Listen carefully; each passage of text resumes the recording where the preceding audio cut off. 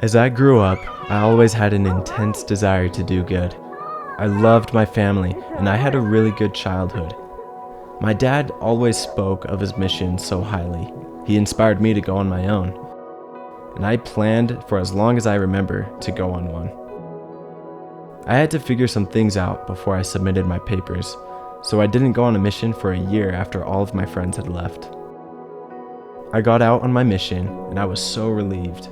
I served in the Scotland and Ireland mission. I fell in love with the people, the scenery, my mission friends, and most importantly, the gospel. I learned so much and experienced so much joy. The day came when I returned home. I was so excited to kill it at home. I was going to take everything I learned from the mission and make my home life just as good and productive. I reported to my stake president when I first got home. I felt great pride in what I had done and excitement for the future.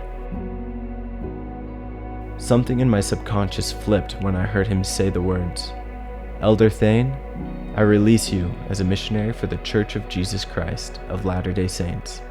You may take off the tag." I still can't pin a specific emotion or thought process I had. There was just a change.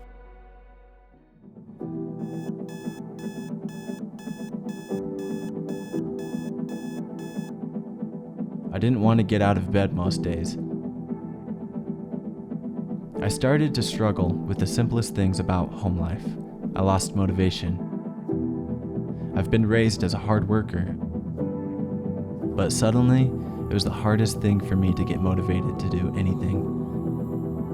I felt social anxiety, which I hadn't felt for the longest time. I didn't feel like I was going anywhere. I had a hole in my life. I never stopped going to church physically, but I can't say I was really there.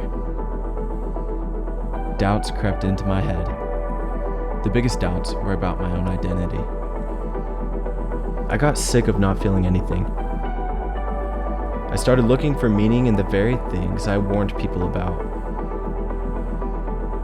And it was fun, at first, but also followed by depression, regret, loneliness, and hopelessness.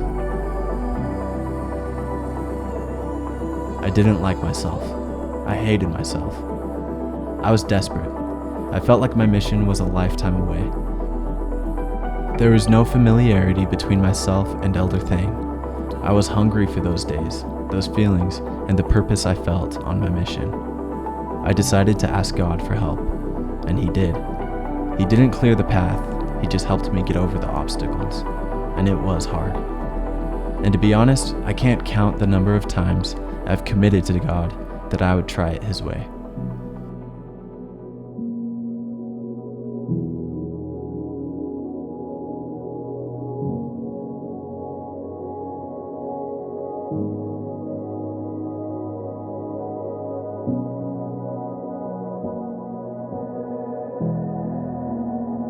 It has been a wobbly journey on the straight and narrow, but I am grateful for those wobbles.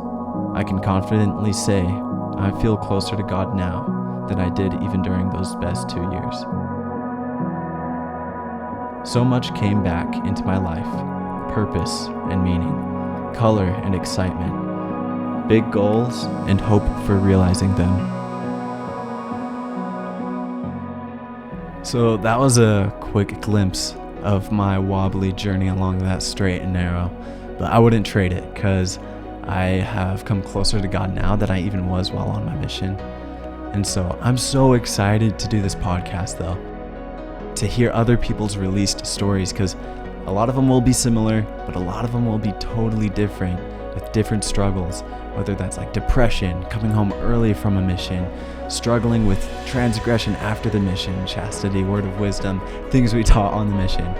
And so I'm so excited to hear those stories and to hear your story, because I think our stories can really help so many people that are struggling with similar things.